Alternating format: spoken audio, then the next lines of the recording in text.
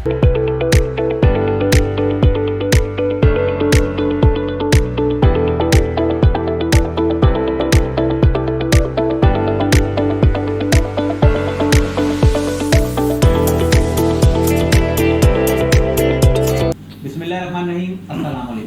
دیکھ رہے ہیں پروگرام ذیشان کے مہمان. آج میرے ساتھ موجود ہیں مولانا جمیل اظہر صاحب جو اہل حدیث اتحاد کونسل کے صدر ہیں. اس کے علاوہ مرکزی جمعیت اہل حدیث عالمی سندھ کے صدر بھی ہیں. مولانا جمیل اظہر صاحب, سب سے پہلے تو آپ کا بہت بہت شکریہ کہ آپ نے اپنا قیمتی وقت دیا اور آپ ہمارے اسٹوڈیو تشریف لے کے آئے. جزاک اللہ. مولانا صاحب, جیسا کہ ہم اپنے ہمیشہ انٹرویو میں جو ہمارے مہمان آتے ہیں ہم ان کے چاہنے والوں کو اور اپنے ناظرین کو ان کے بارے میں بتاتے ہیں, تو سب سے پہلا سوال میرا آپ سے یہی ہے کہ سب سے پہلے تو آپ اپنے بارے میں بتائیے. میرا نام جو ہے وہ مولانا جمیل اظہر وتھرا صاحب ہے, اور میرا تعلق بیسیکلی میرے خاندان نے ہندوستان سے ہجرت کی اور چلتے چلتے ہم کراچی تک پہنچے ہیں, اور تعلیم میری ایک غربت کے زمانے میں مکمل ہوئی. پھر میں نے کراچی یونیورسٹی سے ایم اے اسلامیات اور اس کے علاوہ درس نظامی سے میں نے کراچی کے ایک معروف ادارے جس کا انٹرنیشنل یونیورسٹیز کے ساتھ الحاق ہے, ایفیلیشن ہے, وہاں سے مکمل کیا. اس کے علاوہ جامعہ اسلامیہ مدینہ منورہ سے میں نے ایک خصوصی اسکالرشپ کورس بھی کیا. تو اللہ کے فضل و کرم سے اس کے بعد میں دین کی خدمت کے لیے میدان میں ہوں. ایک ادارہ گلستان جوہر میں چلا رہا ہوں. اس کے علاوہ یہ مذہبی تنظیم ہے اور ان کا مذہبی سیاسی رول ہے پاکستان کی سیاست میں بھی, اور دینی حلقوں میں اس کا بڑا نام ہے اہل حدیث اتحاد کونسل کے نام سے. اور اس طرح مرکزی جمعیت اہل حدیث عالمی, ان دونوں کا میں صدر ہوں. ماشاءاللہ سے آپ نے اپنا تعارف کرایا.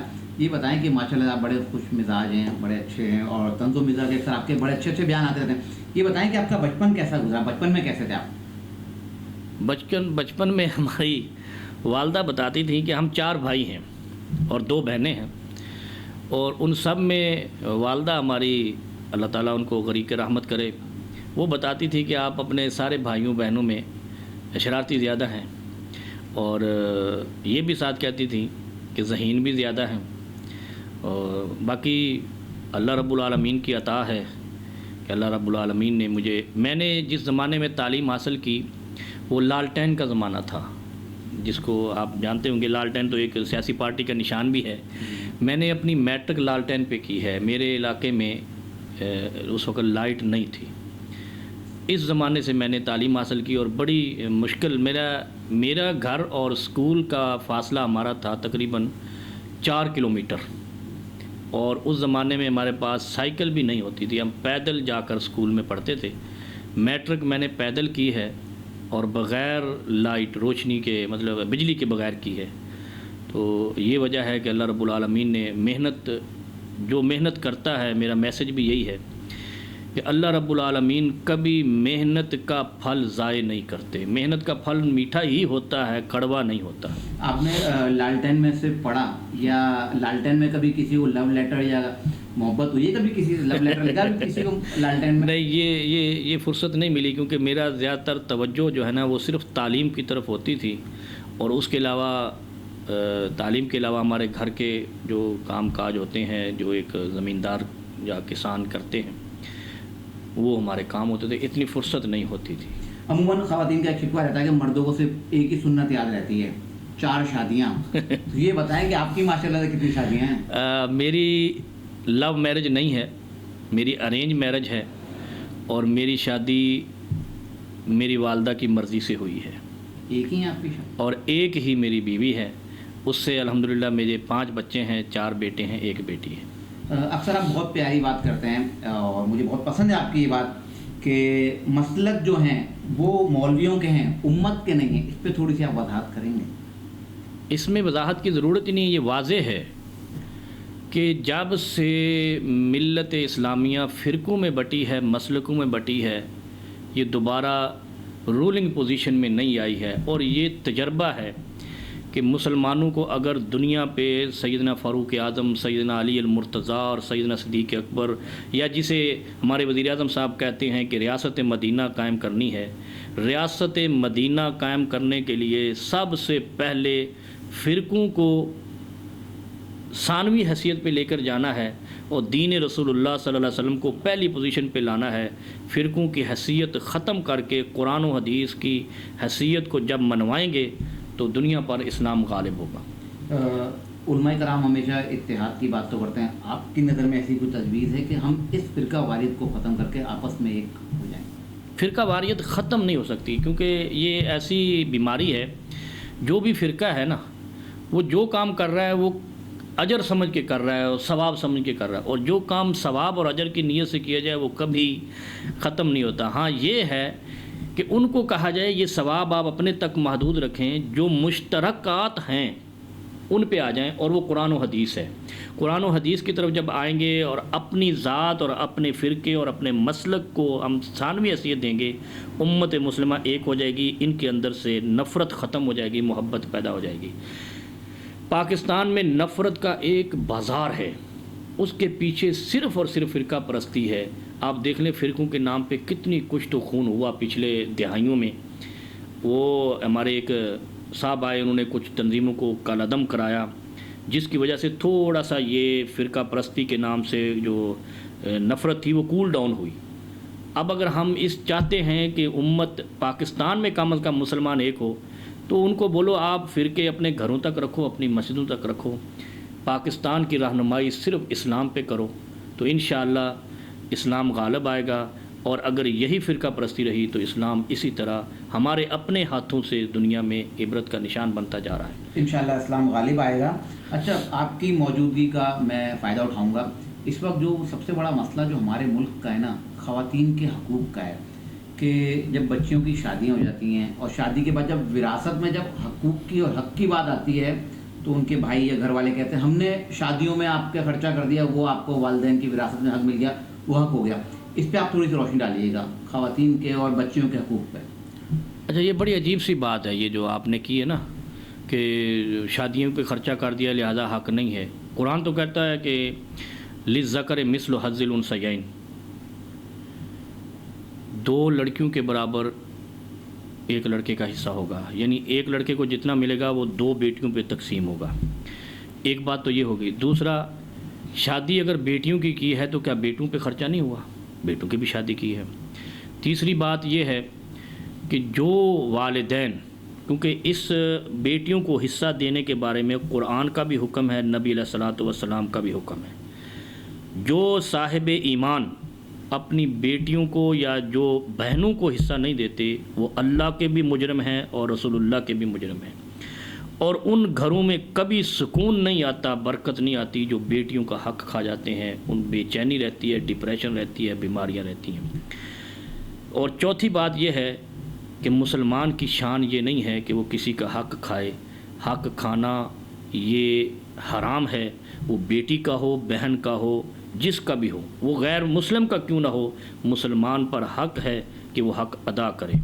اور پانچویں بات یہ ہے کہ اسلام ہی وہ واحد دین ہے جس نے بیٹیوں کو حقوق دیے ہیں، دوسرے ادیان میں تو حقوق کی بات ہی نہیں ہے۔ اسلام اس لیے بھی سرفراز ہے کہ یہاں حقوق دینے کی بات ہے۔ جو لوگ حقوق نہیں دیتے وہ آج یہ نوٹ کر لیں کہ وہ باپ اس وقت تک بخشا نہیں جائے گا اللہ کی عدالت میں، حشر کے میدان میں، جب تک بیٹی اس کو حق ادا نہ کر دے گا۔ اسی طرح وہ بھائی، اگر بھائی نے حق ضبط کیا ہے، جب تک اپنی بہن کو حق اپنی وراثت سے ادا نہیں کرے گا اس کی بخشش نہیں ہوگی۔ اپنی بخشش اور اپنے ایمان پہ مرنے کے لیے لازم ہے کہ اپنی بہنوں کو، اپنی بیٹیوں کو حقوق دیں۔ یہی سوال میں اپنا آگے بڑھاؤں گا والدین کے حوالے سے۔ والدین کے لیے کیا حکم ہے؟ آج کل جو دور ہے وہ آپ کے سامنے ہے، تو تھوڑا سا ہماری نوجوان نسل کے لیے یہ میسیج دیجیے کہ والدین کے لیے کیا حکم ہے؟ جو آج کل تو بچوں نے جو بالکل ادب و احترام بہت زیادہ کم ہو گیا ہے والدین کا، پہلے کچھ اور تھا اب کچھ اور، اس پہ آپ کیا کہیں گے؟ دیکھیں جی، نبی علیہ الصلوۃ والسلام نے فرمایا کہ رضا الرب فی رضا الوالد و سخط الرب فی سخط الوالد۔ رب کی رضا باپ کی رضا میں ہے، اور باپ جنت کا تالا ہے اور ماں جنت کی کنجی ہے۔ والدین کا جو ادب و احترام اسلام نے بتایا ہے کسی معاشرے میں نہیں ہے۔ بے ادبی کی بنیادی وجہ ہمارا جدید الیکٹرانک میڈیا سسٹم ہے، جو پروموٹ کر رہا ہے اس معاشرے کو جس معاشرے میں کسی رشتے کا کوئی تقدس نہیں ہے، لاف اور یعنی لچر قسم کے ڈائلاگ بولتے ہیں۔ ماں باپ کا احترام جنت کی ضمانت ہے، ماں باپ کا احترام ایک کنبے اور قبیلے کے متحد ہونے کی علامت ہے۔ جس گھر میں ماں باپ کا احترام نہیں، وہ کنبہ اور قبیلہ بکھر جاتا ہے۔ اب آپ کی موجودہ فائدہ اٹھائیں گے، ہم بات کرتے ہیں ملک کی حالات کی۔ اس وقت جو ملک کا سب سے بڑا مسئلہ جو مہنگائی ہے، اس پر آپ کیا کہیں گے؟ مہنگائی جو ہے نا، مہنگائی، ایک بات تو یہ ہے کہ ہر حکمران نے آ کر پچھلے حکمران سے ریٹ بڑھائے ہیں اور سٹیٹس بڑھایا ہے۔ دوسری بات یہ ہے، وہ تھوڑی کڑوی لگے گی، کہ اس وقت عوام بھی 1983 میں نہیں ہے، 2021 میں ہے۔ ہماری قوم بھی، جس کے پاس، جیسے میں بیٹھا ہوں آپ کے سامنے، جس کے پاس سائیکل نہیں تھی اسکول جانے کے لیے، اللہ رب العالمین نے اس کو 4 پہیوں والی گاڑی دی ہے۔ جیسے جیسے مرور زمانہ ہوتی ہے، ہر شخص کا، ہر انسان کا سٹیٹس بھی بڑھتا ہے۔ تو جب سٹیٹس بڑھتا ہے تو چیز کا بھی سٹیٹس، ہم یہ چاہتے ہیں ہمارا معاشرہ خاص طور پہ کہ ہمارا سٹیٹس تو بڑھے لیکن چینی کا سٹیٹس وہی رہے، آٹے کا، یہ ایسا نہیں ہوتا۔ ان کا بھی بڑھنا ہے، ہمارا بھی بڑھ رہا ہے۔ ہاں، تھوڑا سا ایوریج میں فرق پڑتا ہے کہ وہ کچھ زیادہ بڑھ جاتی ہیں۔ اچھا، اس کے پیچھے ایک وجہ ہوتی ہے، اس کے پیچھے وجہ یہ ہے کہ قوت خرید اگر ختم ہو جائے نا، تو جو چیز مارکیٹ میں ہوتی ہے وہ بکتی نہیں ہے، نیچے آتی ہے۔ اب آپ دیکھیں، اب کراچی کے 2-3 شاپنگ مال ہیں، میرا جانا آنا رہتا ہے، اس میں نے دیکھا ہے کہ وہاں رش ہے، اور وہ مہنگے ترین بازار ہیں، مارکیٹیں ہیں، شاپنگ مال ہیں۔ آپ ہوٹلوں پہ چلے جائیں تو لائن میں لگنے والی بات آ جاتی ہے کہ ہمیں ٹیبل نہیں ملتی۔ تو اس کا مطلب سٹیٹس بڑا ہے۔ ہمارا سٹیٹس تو بہتر سے بہتر ہو رہا ہے، لیکن ہم چاہتے ہیں کہ چیزوں کا سٹیٹس نہ بڑھے۔ اور تیسری چیز یہ ہے کہ مہنگائی پوری دنیا میں یہ کرونا کے بعد ایک دم لفٹ اپ ہوئی ہے، تو اگر ہمارے ہاں ہو گئی کوئی بات نہیں ہے۔ اور چوتھی بات یہ ہے کہ مہنگائی میں بنیادی وجہ کچھ ہمارے ہاں کرمنل طبقہ ہے، میں اس کو کرمنل جرائم پیشہ کہتا ہوں، جو ذخیرہ اندوزی کرتے ہیں۔ ذخیرہ اندوزی کے بارے میں نبی علیہ السلام کی شدید وعیدیں ہیں کہ ان لوگوں کو اللہ رب العالمین موت سے پہلے محروم ضرور کرے گا۔ محروم سے مراد یہ ہے کہ جو لوگوں کا مال روکتے ہیں، اللہ ان کے مالوں سے برکت اٹھائے گا اور وہ محرومی کی موت مریں گے۔ اس لیے جتنے بھی یہ مافیاز ہیں جو کبھی چینی روکتے ہیں، کبھی آٹا روکتے ہیں، کبھی کچھ روکتے ہیں، ان لوگوں کو اللہ سے ڈر جانا چاہیے۔ مر کے کل نفس ذائقۃ الموت، قبر میں جانا ہے، قبر سے پہلے آپ اللہ کو راضی کر لیں، ورنہ وہاں راضی نہیں کر سکیں گے۔ بہت بہت شکریہ۔ اچھا، کوئی ایک ایسا پیغام جو آپ انداز ٹی وی کے توسط سے پاکستان کے عوام کو دینا چاہیں؟ ہاں، وہ بڑا پیارا سا پیغام ہے۔ میں پاکستانیوں سے کہتا ہوں کہ ہم نے ہر حاکم کو گالیاں دی ہیں۔ جو اپنے نبی علیہ السلام نے فرمایا کہ 7 لوگوں کو کل عرش کا سایہ نصیب ہوگا، اس میں ایک ہے امام عادل، منصف حاکم۔ اچھا، منصف حاکم میں ہمارے پاکستان میں جدید جمہوری نظام میں 3-4 سٹیپ ہیں۔ چیف آف آرمی سٹاف اس میں آتے ہیں، چیف جسٹس صاحب اس میں آتے ہیں، چیف ایگزیکٹو صاحب اس میں آتے ہیں، اور یہ میرے نزدیک تو یہ بھی آتا ہے، یہ جو پیمرا ہے جو میڈیا کا، اس کا جو چیئرمین ہوگا وہ بھی اسی میں آتا ہے۔ ان 4 ستونوں کو یہ پوچھے جائیں گے، ان سے پوچھا جائے گا، کلکم راع و کلکم مسئول، ان سے پوچھا جائے گا آپ نے اپنی قوم کے لیے، اپنی ملت کے لیے، مسلمانوں کے لیے، پاکستانیوں کے لیے کیا کیا ہے۔ اگر یہ چاروں اس چیز پہ متفق ہو جائیں کہ ہم نے ملک کو ترقی دینی ہے، تو کوئی قوت ان کو روک نہیں سکتی، اللہ ان کی مدد کرے گا۔ اور اللہ اس حاکم کی مدد کرتا ہے جو انصاف قائم کرتا ہے۔ اور دوسرا یہ ہے کہ پاکستان میں انصاف ناپید ہو چکا ہے۔ قوموں کا زوال، بدامنی شروع وہاں سے ہوتی ہے جہاں سے انصاف کا قتل ہوتا ہے۔ جس معاشرے میں انصاف نہیں ہوتا وہاں ظلم بربریت ہوتی ہے، اور ظلم بربریت کے بدلے میں بدامنی ہوتی ہے۔ بہت بہت شکریہ. ہمارے ساتھ موجود تھے مولانا جمیل اظہر صاحب اور ان سے میں نے بہت سارے سوالات کیے, انہوں نے بہت خوبصورت اس کے جواب دیے ہیں. آپ جو ہے ہمارا پروگرام ضرور دیکھیے گا اور اپنی قیمتی رائے سے ضرور آگاہ کریے گا. انشاءاللہ نئے پروگرام میں نئے مہمان کے ساتھ پھر حاضر ہوں گے. تب تک کے لیے اجازت دیجیے. اللہ